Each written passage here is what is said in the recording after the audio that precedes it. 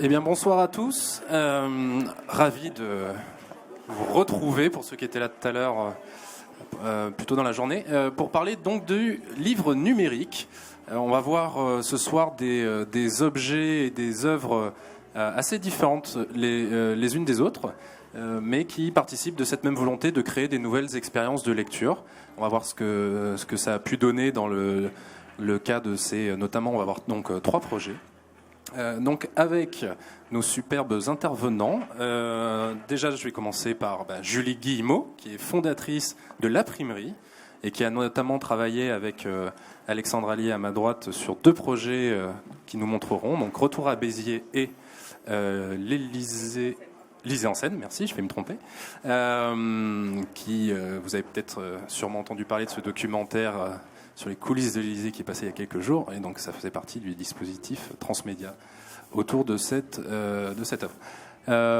Donc Alexandre Allier, qui est producteur à la Générale de Production, et bien sûr Alexandre Brachet, fondateur d'Upian. Et donc voilà, on a eu Margot tout à l'heure, là on a Alexandre, donc c'est la Upian Time. Donc voilà, ravi de pouvoir animer cette discussion. Je vais commencer directement par Julie, honneur aux dames. Toi qui viens du monde de l'édition papier, quelle idée de se fourrer dans le livre numérique? Comment ça t'est venu? C'est quoi un peu ton parcours? Oui, ça c'est une bonne question.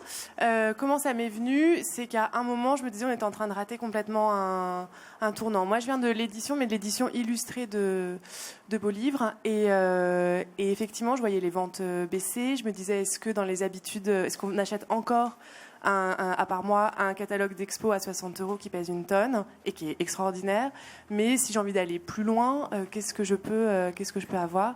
Et je me disais qu'effectivement, avec les supports mobiles, il y avait beaucoup de choses à faire et que ça ouvrait aussi les portes en matière de création éditoriale, beaucoup plus que ce qu'on faisait en 2D. Et pas de regret? Non, pas du tout. Non, ok. Moi, ça rejoint, quand on en parlait avant, tu parlais justement du plaisir d'avoir, à l'époque, justement, de faire ces livres d'art, d'avoir des beaux objets. Est-ce que tu retrouves ça dans le livre numérique? Oui, alors d'ailleurs j'en fais encore, du coup j'ai toujours autant de plaisir. Enfin, pour moi, il n'y a pas du tout le numérique remplace pas le papier.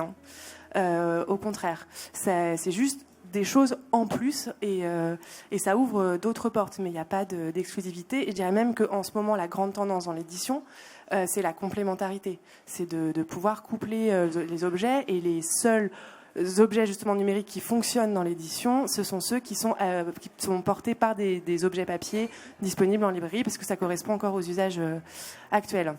Donc voilà, donc toujours le même plaisir avec le papier et dans la création des livres interactifs, évidemment, parce que c'est toujours les mêmes problématiques de mise en page, sauf que là, elle est dynamique. Donc c'est autrement, c'est toujours la même question de comment on lit un livre. Là, comment je lis un livre, mais sur un support qui est radicalement nouveau. Donc c'est extrêmement stimulant. Alors, Alexandre, je ne vais pas dire Alexandre H, Alexandre B, je vais regarder dans ta direction. Ça m'avait aussi frappé quand on en parlait juste avant pour préparer en fait ce panel, on a discuté et tu parlais justement du challenge extrêmement stimulant de recréer des objets sensibles, presque sensuels, comme un livre papier peut l'être.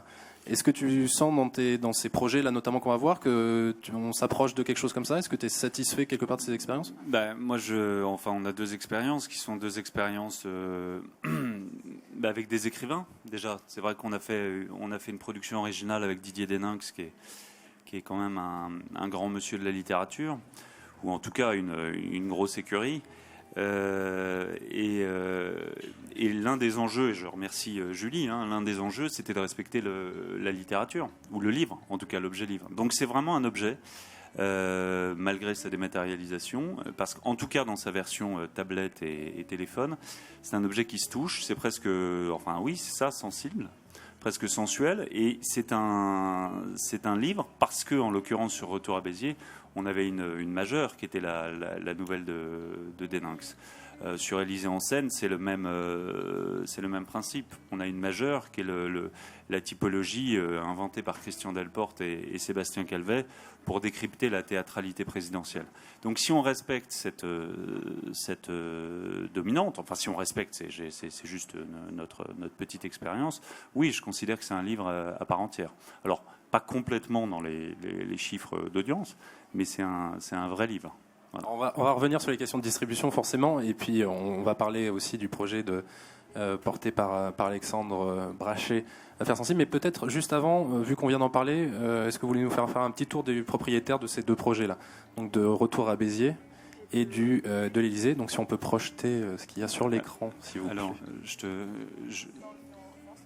Alors, Retour à Béziers, en fait, la thématique est assez la même, c'est-à-dire comment raconter la politique aujourd'hui, et si la crise du politique et de la représentation était pas aussi une crise du récit. Donc, filmer la politique, c'est un enjeu assez compliqué. Et donc, on a, à l'occasion des dernières municipales en 2014, on a voulu filmer un centre-ville en crise avec François Rabaté. Et ce centre-ville, à l'époque, c'était Béziers. Il y avait une candidature populiste qui était celle, à l'époque, qui était celle de Robert Ménard, mais on n'imaginait absolument pas qu'il allait gagner. Et peu importe, finalement, ce qui nous intéressait, c'était une plongée dans le rapport de la population à la politique. Donc, François a fait un film, 52 minutes, et j'ai demandé à Didier Deninx de se prêter au jeu. Et il a inventé une nouvelle. Donc, Ouria est à la retraite. Elle n'a plus les moyens de vivre à Paris, et elle retourne à Béziers. Et donc, on arrive là, et elle arrive dans cet environnement. Et j'ai demandé à Sébastien Calvet, photographe, de se livrer au même exercice. Donc, 3 regards documentaires, le regard de l'écrivain, le regard du cinéaste et le regard du photographe sur notre rapport à la ville, notre rapport à la population. Et le mérite en revient vraiment à Julie, ce qui est assez marche bien, à mon avis, dans cet objet-là, c'est qu'on a un rapport fiction réelle et entre les différents supports qui fonctionne bien. D'autant que là, on ne l'entend pas, mais il y a un habillage sonore de Julien Valette qui est assez, pour le coup, qui recrée une ambiance très forte. Et j'insiste, et c'est malheureusement un des problèmes de distribution, mais j'insiste vraiment sur ces objets qu'il faut lire en mobilité, c'est-à-dire sur une tablette et sur une tablette, parce que voilà. Effectivement, là c'est la version ordinateur, on voit déjà que c'est un peu moins fait pour. Voilà. Donc ça c'était Retour à Béziers, et le deuxième exemple qui est tout récent, que je vous invite à aller télécharger sur le site france3.fr, Un temps de président. Et c'est le contre-champ du film d'Yves Joland qui était diffusé lundi, qui est disponible en DVD à partir de demain dans toutes les bonnes Fnac. Yves est à l'intérieur et Sébastien est à l'extérieur. Donc qu'est-ce que ça ? Si vous avez vu le film raconte ou porte en tout cas sur la mise en scène du récit politique. Et là on a un contre-champ du photographe qui dit moi cette mise en scène je la reçois. Et qu'est-ce que j'en ressens ?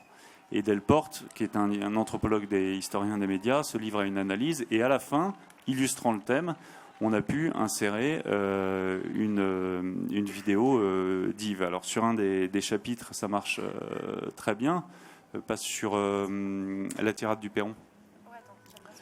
Parce que vous avez un champ contre champ, vraiment. C'est-à-dire que Sébastien est au moment où Yves est à l'intérieur. Donc voilà, c'est cette... Là, il y a oui, on s'est régalé parce qu'il y a une forme qui nourrit le fond et qui résonne, qui sonne juste avec le film. Donc, enfin, qui sonne juste. Voilà, c'est un bel objet en tout cas. Merci pour la visite. Je vous invite vraiment à faire les deux expériences. J'avoue que moi, pour préparer ce panel, je me suis plongé dans les deux hier, et c'est vrai que c'est un bonheur, notamment quand on est sur un iPad ou enfin peu importe la marque, on s'en fout, sur une tablette ou sur un mobile. Là, on le fait par souci technique sur un ordinateur, mais il y a quand même effectivement un côté tactile et on se sent beaucoup plus proche de la matière effectivement quand on est sur un iPad. Donc une fois que vous avez fini ici, allez directement sur l'iBook Store pour trouver ces deux beaux objets. Et du coup, ça me permet de parler de Affaires sensibles, alors là qui se présente de manière tout à fait différente, puisqu'on est sur de l'expérience mobile. Du coup, Alexandre, est-ce que tu veux nous présenter un peu la genèse de ce projet ? Pourquoi en fait ces choix-là ont été faits ? Pourquoi finalement pas un iBook ? Pourquoi autre chose ? Alors, en fait, il faut remettre ça au contexte de notre travail quotidien de création et de production de documentaires. Upian, ça fait des années qu'on s'attache à raconter des histoires documentaires sur Internet. Et donc jusqu'à il y a 5-6 ans, c'était principalement sur desktop. Et puis de plus en plus, alors avec notamment un programme assez emblématique, Alma, une enfant de la violence, un nouveau support, la tablette. Et c'est presque un accident de parcours en fait pour ceux qui ont eu la chance de voir Alma sur tablette. C'est vraiment une expérience extrêmement originale. C'est ni un livre, ni un film. On est au casque, on touche ce personnage qui va nous livrer un témoignage. On a une forme narrative complètement adaptée à la tablette. Et puis au quotidien, on est confronté à des logiques de création extrêmement complexes, puisqu'à chaque fois qu'on raconte une histoire, il faut la raconter sur desktop avec des résolutions différentes, il faut la raconter sur tablette avec des systèmes et des navigateurs différents, il faut la raconter sur téléphone. Bref, on est tout le temps pris dans ce un broglio de comment, parce que c'est vraiment pas du tout les mêmes tailles d'écran. Bon, bref. Et du coup, le téléphone qui devient de plus en plus présent, et donc il y a 2 ans, une envie de dire si on devait raconter une histoire sur téléphone, quelle forme ça prendrait, quoi. Et donc je me sens un peu comme un invité, un peu comme je suis vraiment pas un spécialiste du livre numérique sur un plan de l'industrie. Nous, ce qui nous a intéressé là, et d'ailleurs on n'emploie jamais le mot livre, hein, c'est une collection d'histoires vraies à lire sur votre téléphone. Alors il y a le mot lire quand même, mais c'est en gros comment on fait pour raconter une histoire qui soit 100% pensée pour, par et avec le téléphone. Le sujet, je l'ai cherché pendant longtemps, et puis c'est un jour une rencontre avec la journaliste Brigitte Vital-Durand, qui travaillait pendant des années au service police-justice, société aussi de Libération, qui est une journaliste, pour ceux qui s'intéressent aux faits divers, extrêmement connue, renommée, avec une grande expérience et notamment une approche des questions de justice extrêmement mature. Et je dis, Brigitte, et si on racontait des histoires de faits divers? Parce qu'en fait, le fait divers sur Internet, il est quand même globalement laissé en pâture aux chiens écrasés et autres faits divers qui ne racontent pas grand-chose de la société. Et quand on cherche, en fait, il n'y a pas grand-chose. Moi, évidemment, quand on s'intéresse au réel, le fait divers est une source fantastique. Donc on discute avec Brigitte, et si on racontait des histoires, blabla. Et puis, c'est aussi cette truc qui est omnubile à Upian, c'est comment on peut faire venir des auteurs d'un autre monde, qui ne sont pas des auteurs du monde numérique, et les faire venir sur le monde numérique. Et donc, en l'occurrence, des auteurs de bande dessinée, des illustrateurs. Pour la petite histoire, à Upian, il y a un producteur qui s'appelle Grégory Trowbridge, et qui est l'éditeur du site de bande dessinée connu des fans, qui s'appelle duneuf.org. Donc Duneuf étant peut-être un des plus vieux sites français. Donc on a cette culture de la bande dessinée évidemment très présente. Et donc c'est l'idée de faire rencontrer texte et images, pensées pour, par et avec le téléphone.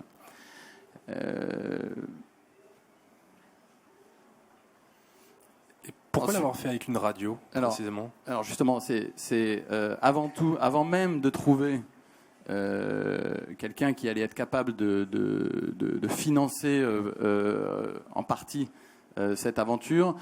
Donc il y a d'abord un vrai travail d'écriture, et alors ensuite pourquoi une radio? Je sais pas si Christila est là et dans la salle, mais en gros c'est un accident, c'est un truc contextuel. Aujourd'hui, on ne pourrait plus le refaire, puisque France Inter, clairement, s'est désengagé de la production nativement web, en tout cas de ce type de production. Ils sont plutôt recentrés sur l'accompagnement éditorial de leurs émissions.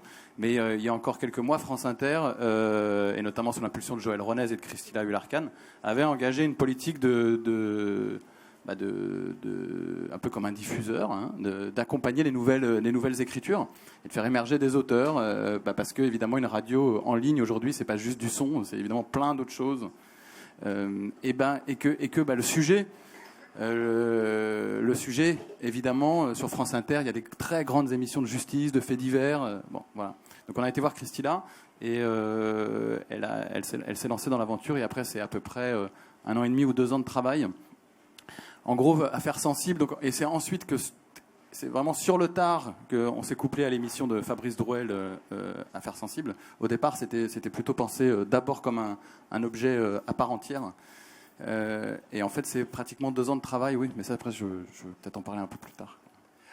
Est-ce que forcément c'est pas fait pour, mais il y a quand même une page quand on est sur un ordinateur. Donc là, on a l'ordinateur qui peut projeter. Est-ce que on en profite pour faire un petit tour du propriétaire depuis Pourquoi pas. depuis l'ordinateur ici. Donc en fait, on a 5 histoires qui sont toutes écrites par Brigitte Vital-Durand et chacune des histoires est illustrée par un auteur différent, notamment Hugues Micol, mais aussi Grégory Mardon, Nadja, pour ceux qui se souviennent de Chien Bleu, Nadja enfin Chien Bleu qui est pour moi un des plus beaux livres pour enfants, Fanny Michaelis et Stéphane Trappier.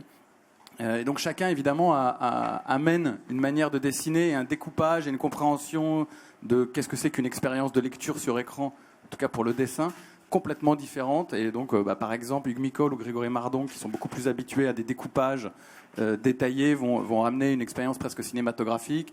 Et puis même ça dépend évidemment aussi en fonction du texte.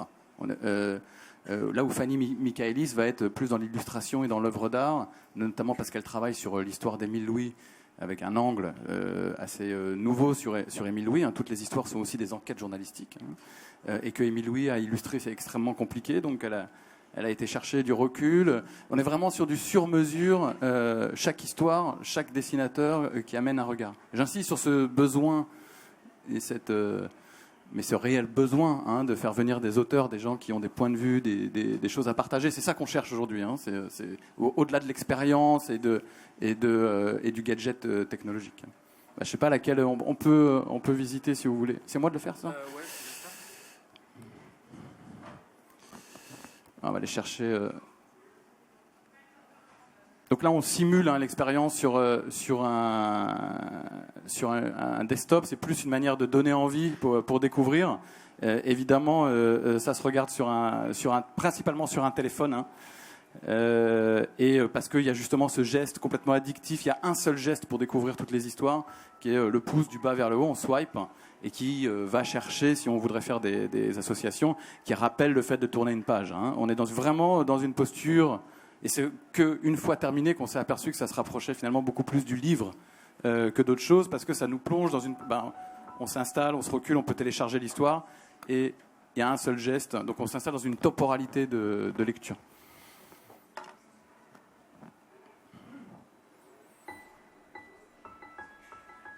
Oh, pardon, j'étais un peu vite. Hop.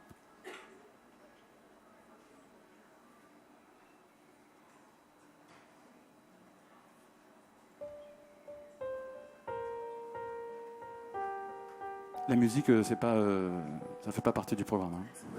De l'Élysée. Mais on te la prête. Merci, c'est gentil. Donc en fait, il y a un découpage. Ça va très bien. Il y a un enchaînement, vous voyez, d'images qui rend vraiment pas bien là sur ordinateur. Donc il y a un découpage et il y a des jeux de différentes couches de dessin. C'est-à-dire que c'est le lecteur qui fait apparaître les images. Et là, par exemple, pour illustrer une scène de baston avec des champs contre champs, on intercale des écrans rouges.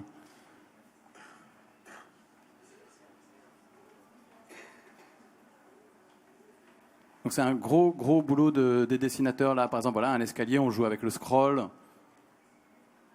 On est vraiment sur du sur-mesure.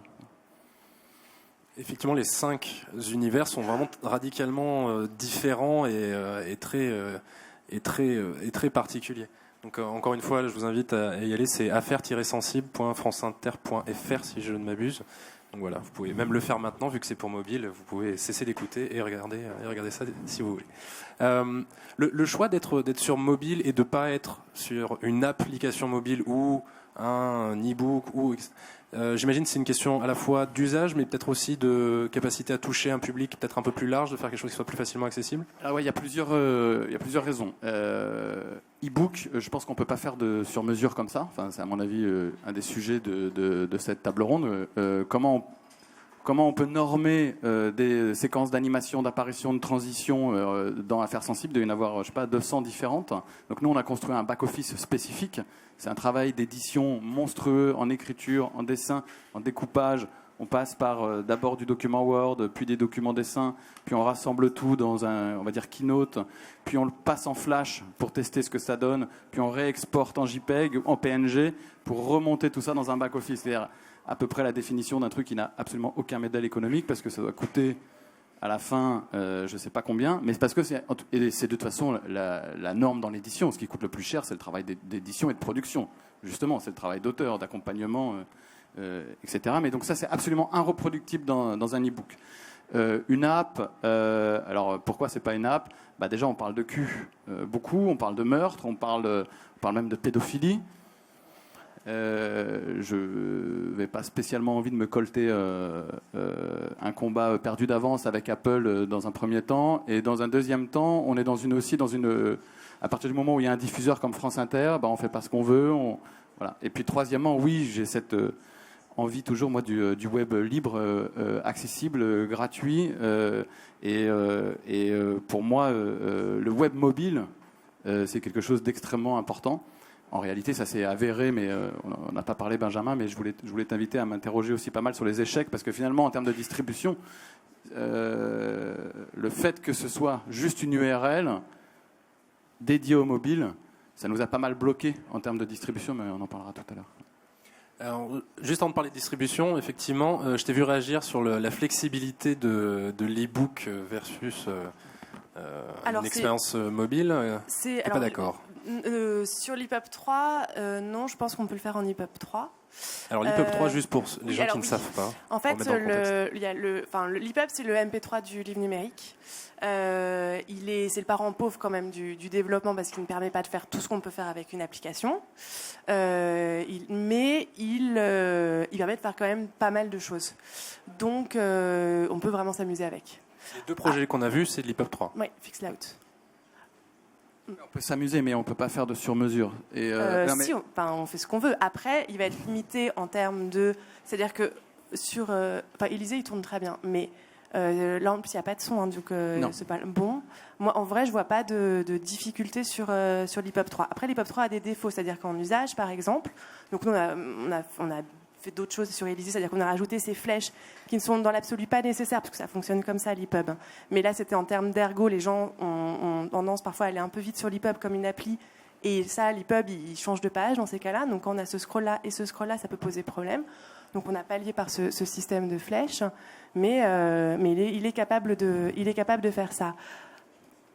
A priori. Après, il faut tester, mais là, je pense qu'il pourrait le faire. Après, c'est aussi une question de diffusion. Moi, j'ai besoin de le faire en EPUB, parce que du coup, j'ai besoin d'avoir un modèle économique derrière. Moi, je suis encore basée sur la vente de mes livres. Donc, j'ai besoin de vendre un fichier. Donc, c'est pour ça aussi que je privilégie l'EPUB. Après, c'est génial si on peut donner des choses gratuites sur le web. Ça, c'est extraordinaire. Mais dans l'édition, c'est vrai qu'on n'a pas vraiment vos subventions. Pas encore. Vous êtes témoin, hein. Donc moi, si tu veux, on fait l'expérience, je la finance. Tu me passes ça en EPUB 3. Parce que moi, je rêve que ça soit accessible en EPUB 3. Avec grand plaisir. Et on passe pas par Flash et tout ça, c'est trop compliqué. Mais ça, c'est une technique de mise en scène. Mais parce qu'effectivement, en termes de distribution, l'EPUB 3 est éminemment plus performant et permet de rentrer à des points de contact, que ce soit payant ou gratuit. Après, c'est encore un autre débat. En tout cas, c'est beaucoup plus facile à distribuer un livre en EPUB qu'un objet comme ça, qui finalement est une URL. Quoi. Alors justement, sur les questions de distribution. Alors ça, on en a beaucoup parlé quand on s'est eu au téléphone, justement, pour préparer ce panel. Quel levier on a, en fait, pour promouvoir un livre sur l'iBook Store? Donc j'imagine, au final, c'est comme n'importe quelle application. Ça doit être un petit peu la jungle, quand même, vu le nombre de titres. Alors, sur l'iBook Store, moi, je dirais que c'est l'enfer, parce que essayer de trouver un livre interactif sur l'iBook Store, c'est assez compliqué. Moteur de recherche, je sais pas, ou bien je suis vraiment une truffe, mais ça marche pas très bien. Il n'y a pas de catégorie livre interactif. Maintenant, on a histoire interactive, mais du coup, il n'y a pas d'éditorialisation derrière, donc du coup, vous pouvez avoir tout type des livres audio. C'est assez compliqué. Et voilà, donc ça, moi, j'ai aucune solution sur l'iBook Store. Nous, du coup, c'est pour ça, et c'est pour ça que du coup, je privilégie l'EPUB 3, même malgré ses faiblesses, c'est qu'on a décidé, nous, de créer un système de diffusion à part, avec un système de cartes, donc de rematérialiser le numérique, parce que ça correspondait à notre milieu et qu'on voulait réintégrer les libraires dans la boucle. Pourquoi ? Parce qu'on a constaté que les lecteurs de livres numériques interactifs, en fait, c'est les lecteurs de livres. Donc, les lecteurs de livres, ils sont dans les librairies. Et voilà, un peu ce qu'on fait.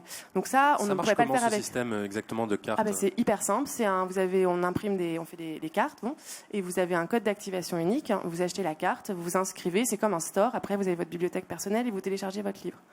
Et du coup, on peut faire des dédicaces, on peut renouer avec des usages plus anciens. On n'a pas encore popularisé véritablement les potentialités du livre interactif et de l'EPUB 3, en tout cas celui que je connais. Mais il y a aussi, on s'appuie sur le livre lui-même, c'est-à-dire que Déninx, potentiellement, c'est quelqu'un qui moi j'ai eu une expérience assez chouette. J'ai fait une signature papier avec lui, parce qu'il a publié par ailleurs un texte, le même texte chez Verdier, c'est-à-dire on s'était entendu... avec Verdier, vous allez voir comme je suis un bon businessman, avec Verdier un texte qu'on avait financé. En dédicace, c'est un rapport de 1 à 3 parce qu'il était là, et puis j'étais là pour faire le mariole, le livre interactif, c'est absolument génial. En édition, Verdier, le même texte, financé par la Générale de Production, à peu près 20 000 exemplaires. Donc, et pas de mention aux éditions Verdier de la Générale. Et en EPUB, mais tu me donneras les chiffres, ils sont assez faibles. Mais c'est pas grave parce que dès maintenant, Élysée en scène, j'ai pas les chiffres, France Télévisions, Nouvelles Écritures qui nous a accompagnés sur ces 2 produits pourra nous le dire. Je sais s'il y a eu 1000 téléchargements cette semaine de Élysée en scène.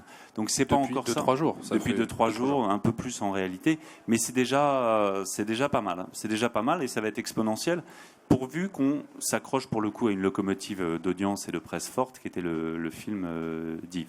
Enfin, encore une fois, ça dépend. Et je pense que c'est tout l'intérêt aussi de ta collection, c'est-à-dire que la marque Affaires Sensibles et la marque France Inter et l'ambiance fait divers est une belle ambiance, quoi. Oui, en termes de chiffres, on est quand même un peu au-dessus parce qu'évidemment c'est gratuit et c'est ouvert. Alors évidemment, ça a été porté par France Inter, mais malgré tout, on est en dessous de moi ce que j'estimais. Je crois qu'on doit être à peu près à 70 000 visites. Donc là, c'est pas des téléchargements, c'est plutôt des visites. Donc avec les mêmes difficultés de mesure d'audience qu'on a sur tous les sites internet, avec des taux de rebond, des durées moyennes. Donc ils sont aussi des nouveaux métriques à appliquer à ce genre d'œuvre. Juste mais EPUB ou pas EPUB, c'est-à-dire que quelque chose que j'ai peut-être oublié de dire, la bande dessinée, pour ceux qui l'aiment et la consomment comme moi massivement, aujourd'hui en ligne, on n'a encore jamais vu vraiment d'expérience satisfaisante. Et cette espèce de quête, on est plusieurs producteurs, éditeurs, auteurs à chercher. Alors, il y a des technologies, il y a des mises en forme, mais cette expérience Affaires Sensibles, fait divers, comme moi je l'appelle, elle participe aussi de ça. C'est-à-dire, est-ce que demain, la bande dessinée, si on l'adapte au numérique, est-ce que c'est des cases qui s'enchaînent? Est-ce que c'est des... Et donc, il y a vraiment sous-jacent cette recherche d'essayer peut-être de la transformer un peu plus que prévu. Moi, je sais qu'il y a un endroit où on peut lire beaucoup de bandes dessinées numériques, là, qui est Sequencity, en France. Mais ça reste une adaptation du livre à l'écran et c'est déjà pas mal parce que ça distribue. Mais là, voilà, on se place dans un champ un peu différent, d'essayer de la transformer réellement en quelque chose, d'en faire autre chose que de la bande dessinée papier, quoi. Oui, j'ai une anecdote là-dessus, c'est-à-dire on a travaillé avec Mathieu Sapin qui a publié chez Dargaud un livre sur l'Élysée également, et Mathieu avait dessiné, était en même temps qu'Yves sur le tournage, et on avait des séquences assez étonnantes où il y avait des plans sur plans, c'est-à-dire que, et l'avantage de la BD, et l'avantage décisif de la bande dessinée sur le documentariste, c'est qu'il peut se permettre une part d'imaginaire et de fiction et de torturer un peu plus le réel, ce qui est formidable. Mais du coup, on a voulu naturellement adapté en bande dessinée interactive. On a eu plusieurs réunions avec Dargaud, mais comme tu dis, Alex, aucune technologie n'était satisfaisante pour ne pas tordre et finalement piller et puis abîmer l'ambiance BD, l'ambiance d'onomatopée, l'ambiance de liberté, parce que pour l'instant ça reste assez mécanique, alors que de la littérature, alors qu'un texte universitaire, alors qui peut faire appel à de la vidéo, à du son, à de la photo et ainsi de suite, c'est une potentialité, notamment pédagogique, extraordinaire. Mais là où on n'est pas dans une espèce de sacralisation du genre bande dessinée, qui reste pour l'instant à respecter d'ailleurs. Là, on voit bien dans vos discours à tous qu'on est sur quelque chose qui, encore une fois, se retrouve au croisement d'un héritage du monde de l'édition, alors que ce soit de la BD ou du roman, et qui va aussi vers du dessin, vers de l'image qui bouge, etc. Et j'ai cru comprendre que c'était un peu aussi le problème des livres numériques, c'est d'être un peu coincé entre deux mondes. Entre le monde de l'édition qui le reconnaît pas vraiment comme légitime, ou enfin en tout cas comme un livre à part entière, et le monde de l'image qui bouge, qui voit ça comme quelque chose qui ne rentre pas dans son champ d'application. Par exemple, on peut pas demander de l'aide du CNC pour une BD numérique si elle est ou un livre numérique s'il est seul et pas en accompagnement en tout cas dans un dispositif plus large. Est-ce que finalement il n'y a pas quelque chose un statut peut-être un peu différent à revendiquer, ou dans quel cas vous le mettriez finalement cette forme de création, plutôt vers le livre, plutôt vers l'image qui bouge? En vrai, moi, je le mettrais dans. Je trouve ça assez compliqué de continuer à appeler ça livre, déjà. Donc, voilà, si vous avez des idées, on parle d'e-book, on parle d'e-book interactif, d'e-book enrichi, augmenté, multimédia, livre. On a plein de mots pour ça. Et on a plein d'objets différents là-dessus. Donc voilà, on est même dans notre milieu, on est complètement incapable de définir exactement les objets qu'on fait. Quand on fait que de l'e-pub, à la rigueur, on peut se dire, comme c'est le format du livre numérique qui est en train de se mettre en place, on peut encore parler de livres, et encore président ou affaires sensibles et d'autres. On est dans autre chose. Pour moi, on est dans une nouvelle œuvre où la majeure, et c'est même pas forcément le texte, on est dans la narration. Et j'ai aucune idée de vocabulaire. Enfin, je n'ai pas de mots pour ça. Donc, je pense que c'est aussi très déroutant pour tout le monde. Le problème vient de là, je pense, fondamentalement. On ne sait pas trop de quoi on parle, et on essaye plein de choses. Après, aux États-Unis, la distribution de livres sur liseuse, c'est juste monstrueux. Même si récemment, là, il y a eu des articles disant que ça baissait, etc. Ça reste des volumes en fixe, en homothétique, en noir et blanc. Oui. Pardon.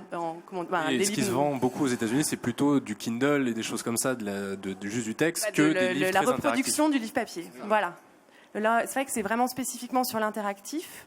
De fait, il n'y en a quasiment pas, puisque ça coûte beaucoup plus cher à produire, c'est compliqué techniquement, et on n'a aucun modèle économique. Donc on n'est pas très nombreux à faire ça. Ça, c'est bon, ça veut dire que c'est déjà un bon début, quoi. Mais c'est génial.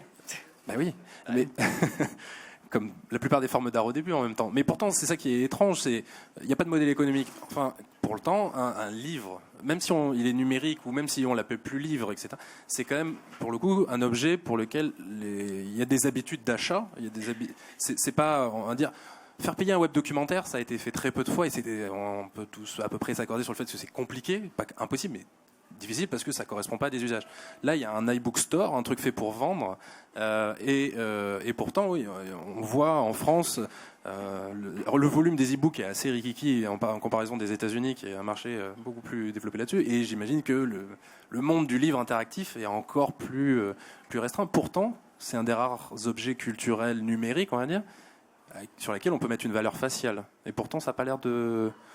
Alors, il y a plusieurs raisons à ça. D'une part, on a encore un très gros réseau de librairies en France qu'il n'y a pas aux États-Unis. Donc, on ne peut pas comparer les marchés comme ça. Sûrement, on est beaucoup moins nombreux qu'eux aussi. Bon. Mais donc ça change aussi. Voilà, je pense que quand on est au fin fond de la campagne et qu'on est ravi d'avoir une connexion Internet et qu'on n'a pas de libraire sous la main, ça peut être assez magique d'avoir une liseuse et d'avoir le monde à portée de main.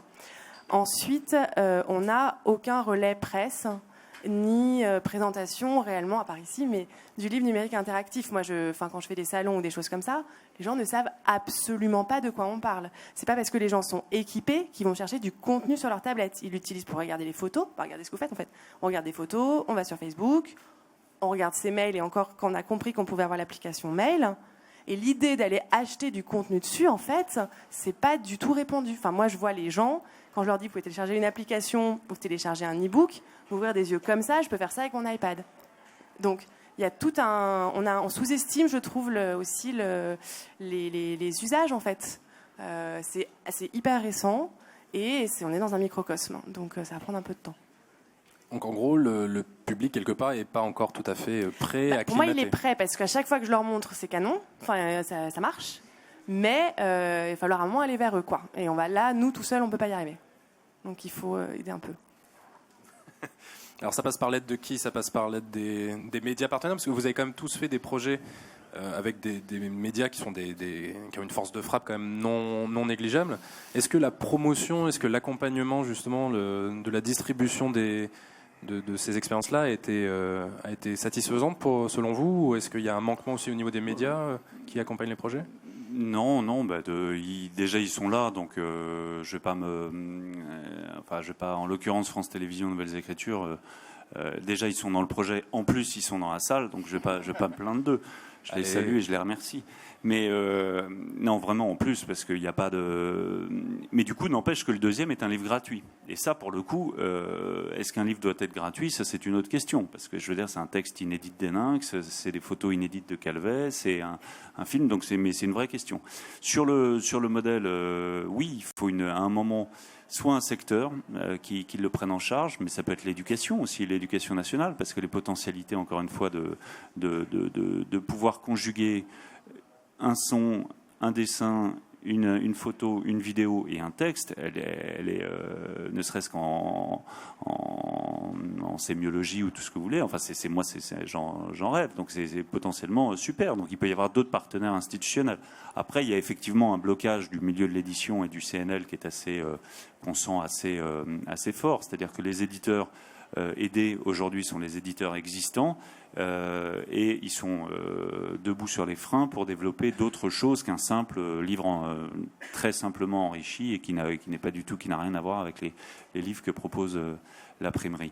Du côté du CNC, ça se débloque, mais il y a de fait, enfin je crois que c'est l'objet de ces rencontres aussi, c'est-à-dire qu'il y a de fait un problème de financement de ces contenus numériques avec un secteur de l'audiovisuel public qui n'est pas particulièrement bien portant, mais c'est naturellement à la puissance publique d'investir ces terrains de jeu parce qu'en termes de pédagogie, en termes de transmission, en termes de y compris, je veux dire, si on veut des tablettes à l'école, faut-il encore savoir ce qu'on met dedans. C'est-à-dire qu'à un moment, on va avoir besoin de contenu, on va avoir besoin de contenu intelligent, et ce format-là est un format, à mon avis, complètement adéquat, pourvu qu'il y ait un contenu et que ce soit les haïkus, enfin les très jolies contributions d'Alex avec cette ambiance polar ou les livres de l'imprimerie ou les nôtres. Enfin voilà, je pense qu'il y a en tout cas derrière une potentialité très forte. Et ça coûte pas si cher que ça à développer en plus, je crois pas. Alors Affaires sensibles, ça coûte une blinde à développer. Mais parce que c'est vraiment aussi de la recherche et développement. Hein. C'est aussi, moi je rejoins Alex sur la nécessité de raconter le monde complexe dans lequel on vit. Enfin, c'est pour ça qu'on est producteurs tous les deux de documentaires et on se doit de porter ces valeurs-là sur les nouveaux écrans à tout prix, parce que sinon ils sont envahis de contenus dont on serait pas forcément très très fiers. Donc c'est vraiment une lutte de tous les instants.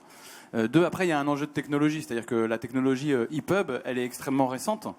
Il a fallu des années au langage HTML pour se normer, pour devenir ce qu'il est aujourd'hui.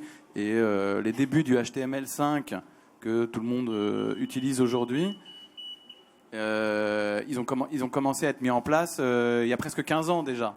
Et le format EPUB, c'est un peu la même chose, c'est-à-dire qu'il est très récent, c'est extrêmement complexe de normer avec l'ensemble des acteurs hétérogènes, et puis c'est très très long. Très complexe, mais je ne doute pas qu'un jour ou l'autre, on va arriver un peu comme le HTML avec le web, à une norme, et à partir du moment où on a des normes techno qui sont avancées, qui sont très élaborées, on va pouvoir fabriquer des œuvres riches, fines, intelligentes, et qui seront aussi distribuées dans des circuits classiques. Après, peut-être qu'il faut évoquer la question de la censure d'Apple qui décide quoi distribuer ou pas, mais là, c'est encore un autre sujet, quoi. C'était en partie une des questions que je voulais poser, c'est-à-dire sur le fait que ces formats EPUB, mais même, on va dire plus généralement, tout ce qui est sur un Kindle, etc., c'est un certain format, etc. Bref, le livre numérique est quand même beaucoup contraint par les distributeurs de ce contenu-là, donc essentiellement Amazon et Apple. Alors Amazon refuse l'EPUB, ça règle le problème. Oui, c'est un autre format, mais au final la contrainte est à peu près la même, c'est un format propriétaire. Est-ce que c'est des choses est-ce que c'est des formats qui deviennent obsolètes très rapidement ? C'est-à-dire, est-ce qu'une fois que j'ai fait mon livre numérique, je peux le laisser là et ça... Alors, Ça sur va ou il faut l'EPUB, le faire c'est évoluer quand même plus cool qu'une appli. Il y a moins de mises à jour. Après, ça reste le numérique, donc ça change tout le temps. Donc, vous transpirez régulièrement. À chaque mise à jour, il faut vérifier que ça fonctionne. Voilà, donc ça, c'est le lot commun du numérique. Et c'est aussi ce qui est assez génial dans ce secteur-là. L'avantage de l'EPUB aussi, c'est que c'est en train de se standardiser. Donc, on se pose moins de questions. Nous, on sait que ça tourne très bien sur ordinateur avec Ridium. Ça tourne sur iPad. Maintenant, ça commence à tourner en fonction des liseuses sur les tablettes Android. Et donc, c'est pour ça aussi qu'on trouve que c'est vraiment intéressant comme format, parce que les coûts de prod baissent quand même considérablement. Les questions de censure d'Apple, nous, du coup, comme on ne vend pas spécialement sur Apple et qu'on vend finalement plus en direct et dans nos réseaux à nous, en tant qu'éditeur, c'est inimaginable qu'un diffuseur vous dise que ah non, là ça va pas être possible, on peut pas éditer ça. Donc voilà, donc je pense que c'est vraiment l'avantage de travailler avec des standards, c'est qu'à un moment vous êtes maître de votre contenu et vous êtes maître de votre diffusion. Après, ça a ses limites. Quand on est tout petit comme nous, il y a un moment où on rame un peu tout seul, mais on fait des choses. On approche malheureusement déjà de la fin de ce panel. C'est peut-être le bon moment pour prendre quelques questions du public. Alors, est-ce qu'on peut avoir un micro qui tourne? Superbe, merci beaucoup. Qui veut se lancer? Je suis sûr que vous avez plein de questions. Qui sont en train de germer. Qui sont en train de fomenter dans votre tête. Oui, bonsoir. Juste une question. Moi, j'ai rien contre le livre numérique, on va dire. À part que ça fatigue mes yeux plus qu'un livre normal. Et l'autre inconvénient pour moi, il est surtout que je peux pas annoter, je peux pas mettre mes petits onglets. Enfin voilà. Alors l'idée, elle serait aussi peut-être qu'on arrive à trouver un système où l'utilisateur peut avoir ce genre de satisfaction, on va dire. Autre que de faire un espèce de pomme F pour aller rechercher un mot. Un mot, on peut, mais une notion, c'est très difficile. Alors, c'est tout à fait possible. Et c'est ça qui est absolument génial avec le livre numérique et les liseuses. C'est que vous avez la possibilité d'annoter, de surligner, de rechercher dans le livre. Imaginez, moi, ça, c'est mon petit truc d'universitaire, mais il y a un moment, faire un index, c'est un peu pénible. Ou de noter les occurrences. Vous savez, c'est des trucs qu'on doit faire. Voilà, avec le numérique, c'est juste un moment de bonheur absolu parce que ces jours que vous passiez avant avec le papier, le numérique vous le génère automatiquement et vous pouvez analyser tout ce que vous voulez. Donc ça, c'est tout à fait possible. Vos liseuses vous gardent vos notes, vous pouvez échanger.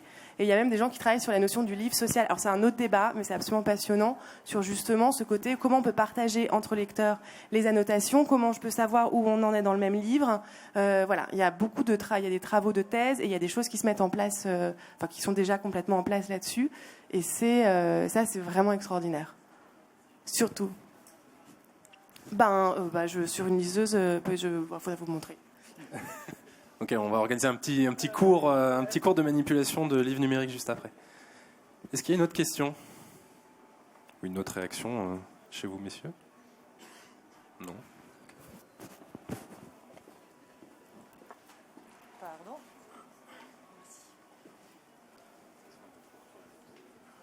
Oui, bonsoir. C'était juste pour savoir par rapport au livre interactif, à peu près quel était votre temps de production, pas forcément sur l'Élysée, Élysée en scène, mais plus sur, par exemple, Jules Verne, que vous avez produit. Il y a des connaisseurs de ton œuvre. À un certain temps. Jules Verne, c'était un peu compliqué parce qu'on faisait un peu le soir et le week-end, parce qu'on faisait autre chose, on travaillait à côté. En fait, c'est comme tout projet, en fait. Ce qui prend du temps, c'est la conception. Après, là, comme c'est notre premier projet, on s'est pas mal planté techniquement aussi. Donc, on a appris un peu pas mal de choses. Et grosso modo, pour monter un livre, moi, je pense qu'il ne faut pas prendre trop de temps. C'est-à-dire que comme c'est très nouveau et qu'on ne sait pas trop ce qu'il faut faire, ce qu'on est en train de faire, il faut tester. Il faut tester des choses assez rapidement. Donc moi, je dirais entre 3 et 6 mois max. Après, on se perd en fait dans un projet de livre numérique interactif. Donc voilà. 3 et 6 mois qui comprend l'écriture, la conception. Une idée le matin et puis après, il faut qu'il soit sorti. Déjà 6 mois, je trouve ça long. D'accord.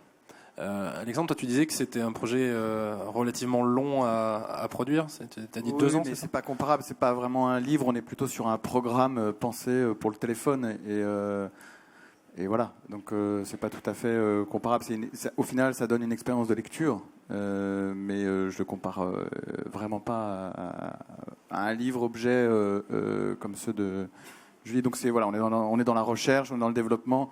Après, moi, je raisonne pas uniquement au projet. On a Upian un raisonnement évidemment très long terme. Quand on fait de la R&D sur ce programme-là, ça, on fait de la R&D en même temps sur d'autres choses. On apprend au quotidien. Enfin, il y a des effets de bord qui sont de tous les côtés. On travaille avec des nouveaux auteurs, c'est l'occasion de les rencontrer. Tester des choses qui marchent pas, c'est certainement ce qui peut nous arriver de mieux aussi. Se rendre compte des erreurs qu'on a fait, vivre des échecs de distribution, ça permet de rebondir pour le programme d'après. On est vraiment dans une logique de très long terme. Alexandre, en tant que producteur, donc tu as fait au moins deux e-books que tu nous as présentés là. 3 à 6 mois, au final, c'est pas extrêmement long comme temps de production. Enfin, c'est quelque chose, mais c'est pas non plus démesurément long. Est-ce que ça fait partie des avantages que tu vois au livre numérique, quand justement, surtout quand tu réfléchis à des dispositifs pour d'accompagnement de programmes, de choses comme ça, est-ce que c'est un choix qui te semble efficace ? Ouais, vraiment, il faut être un peu pragmatique, c'est-à-dire que c'est au projet, c'est-à-dire qu'effectivement, tout cela peut s'organiser, se rationaliser, et Alex a raison de dire que voilà, le premier livre Retour à Béziers donne plein d'idées parce que c'est une potentialité qui s'ouvre et ça va aller de plus en plus vite. C'est d'ailleurs ce qu'on avait essayé de faire sur Élysée en scène, c'est-à-dire de trouver un système de navigation. Donc c'est ni un frein ni un avantage. Je crois qu'il faut vraiment que la potentialité technique résonne avec c'est un outil, pas plus, et il faut voilà, s'il y a un contenu qui peut être valorisé, rendu plus intelligible et intelligent et plus beau sur ce support-là, c'est très bien. Maintenant, on a fait 2 EPUB, on a fait une application que j'ai trouvée beaucoup plus complexe, moi effectivement, mais c'est parce que j'ai pas vraiment l'expérience. Peu de webdoc, mais puis sinon du documentaire et de l'animation et de la fiction interactive maintenant. Mais voilà, donc il y a pas de, c'est pas un genre à privilégier absolument, mais certainement pas à déserter, parce que l'écrit reste quand même un support, un média majeur. Enfin, voilà. Alors justement, sur la notion d'écrit, alors je sais pas si, vu le sujet, je me dis que sûrement pas, mais peut-être que à la primaire tu as eu l'occasion. Comment ça se passe quand on veut faire du multilangue, les traductions? Est-ce que c'est quelque chose qui est assez simple? J'y pensais comme ça, vraiment en termes de distribution, c'est peut-être parfois un levier qui peut être intéressant. Ah non, ça c'est la sale blague. Alors nous on le fait, mais non, c'est pas prévu par la bookstore. Enfin, pas encore. Alors, du coup, nous, on le fait, on triche, entre guillemets. Enfin, on fait nos livres en bilingue, alors en page à page, où on choisit, puis on choisit aussi la police, puisqu'on peut pas choisir les typos en fixe layout. Du coup, nous, on a aussi trouvé une bidouille. Donc, ça fonctionne très bien sur iPad, ça fonctionne très bien sur Idiom. Mais par exemple, pour les tablettes Android, ça, c'est le truc qui vraque la tablette Android, par exemple. Elle n'est pas capable de gérer ce code-là. Donc, non, ça n'a pas été pensé. C'est un peu con, parce que c'est vrai qu'on se dit qu'en numérique, c'est quand même la première chose qu'on peut faire, enfin, très, très simplement. Donc j'espère qu'ils vont vite remédier à ça. Oui, ce serait une bonne idée. Merci beaucoup pour ces questions et ces réponses. Est-ce qu'il y a une autre question dans la salle?